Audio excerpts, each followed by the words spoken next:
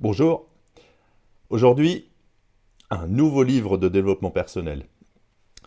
Tous se recoupent, mais chacun diffère un peu dans son approche.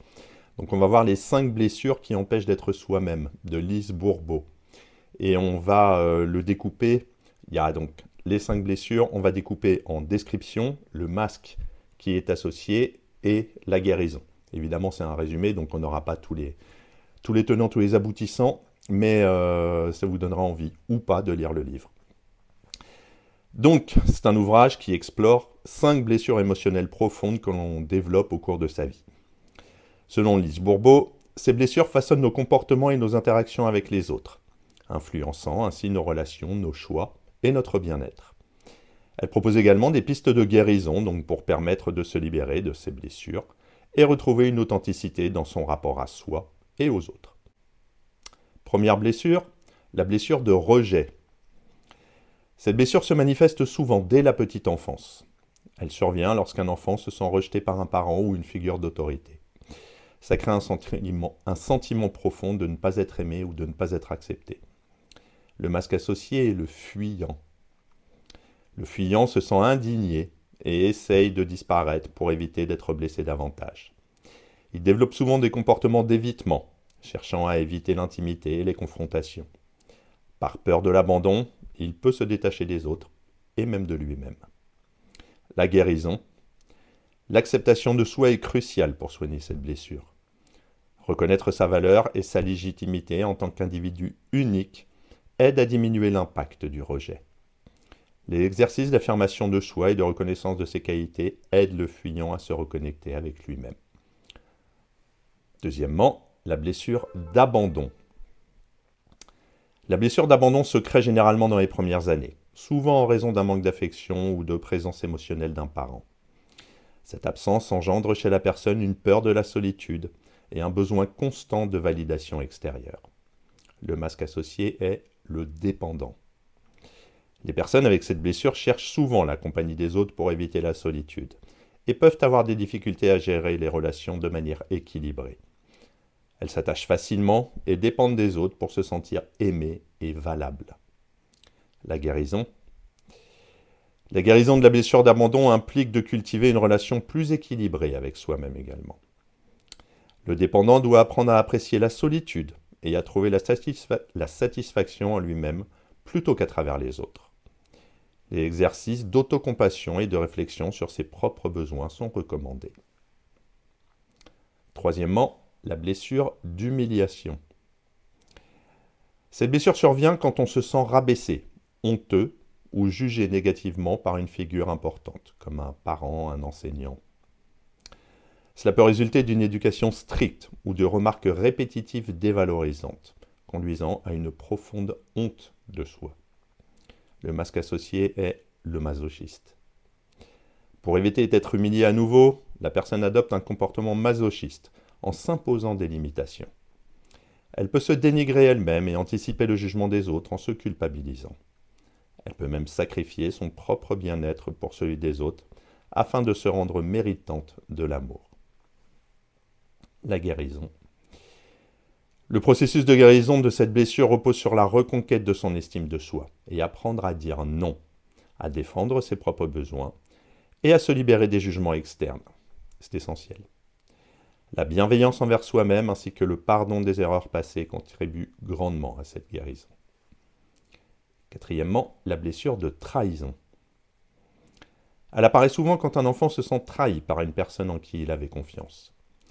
Cela peut venir d'un parent qui ne tient pas ses promesses ou qui impose une charge émotionnelle importante à l'enfant, créant ainsi une défiance. Le masque associé est le contrôlant. Les personnes marquées par cette blessure cherchent à tout maîtriser pour éviter de revivre la trahison. Elles peuvent être dominatrices, suspicieuses et peu enclines à déléguer, ayant des difficultés à faire confiance aux autres. La guérison. Pour surmonter cette blessure, l'acceptation du lâcher-prise est essentielle. Apprendre à déléguer, à accepter les imperfections des autres et à faire preuve de patience permet de diminuer le besoin de contrôle et la méfiance. Cultiver la confiance en soi et en autrui est la clé en fait pour avancer. Cinquièmement et dernière, la blessure d'injustice. Ces blessures se forment quand une personne se sent brimée ou traitée de manière injuste, souvent durant l'enfance, lorsque les parents imposent des règles rigides ou montrent peu de reconnaissance pour les efforts. Le masque associé est le rigide. Le rigide cherche la perfection dans tout ce qu'il fait pour éviter toute forme d'injustice. Il devient parfois intransigeant envers lui-même et les autres, à la recherche constante de justesse et de droiture. Son besoin de contrôle et sa quête de justice peuvent l'amener à être inflexible. La guérison. La guérison, une fois encore, passe par l'acceptation de soi-même et de ses limites. Le rigide doit apprendre à lâcher prise, accepter l'imperfection et comprendre que l'équilibre et la justice ne reposent pas uniquement sur le perfectionnisme. En travaillant sur son auto-acceptation, il pourra se libérer de l'exigence constante d'être irréprochable. On a donc finalement les thèmes principaux. Donc, moi j'en trouve 3. Le thème de l'authenticité. Chaque blessure empêche une personne d'être véritablement elle-même. En adoptant des comportements pour masquer sa douleur, on finit par perdre de vue sa véritable nature. Lise Bourbeau incite à se débarrasser de ses masques pour vivre une vie plus authentique et en accord avec ses valeurs. On a l'auto-guérison et la responsabilisation. L'auteur rappelle que la guérison de ses blessures dépend de chaque individu. En devenant conscient de ses propres blessures et de leurs répercussions, il est possible d'engager un processus de guérison intérieure. Lise Bourbeau encourage l'autoréflexion et l'acceptation comme étape vers la guérison. Et enfin, les relations aux autres. Ces blessures influencent aussi notre façon de nous lier aux autres. Qu'il s'agisse de peur, de l'abandon, de besoin de contrôle ou de dépendance émotionnelle, elles façonnent nos relations. Le livre aide à comprendre comment ces comportements nuisent aux relations et comment les surmonter pour établir des liens plus sains. Donc pour conclure, les 5 blessures qui empêchent d'être soi-même est une exploration puissante des blessures émotionnelles qui influencent la vie de chacun. En identifiant les causes de ces souffrances et en adoptant des pratiques de guérison, l'auteur propose une voie pour se libérer et se reconnecter à son identité profonde. Son ouvrage est un guide pour atteindre la paix intérieure, en mettant en avant l'importance de la bienveillance envers soi-même et la reconquête de son pouvoir personnel. Et vous, au final, quelle est la blessure dont vous souffrez? Pour aller plus loin, comme ça vous pourrez mettre en commentaire, aucun problème. La mienne serait beaucoup plus la blessure d'humiliation. Il faut que je travaille dessus.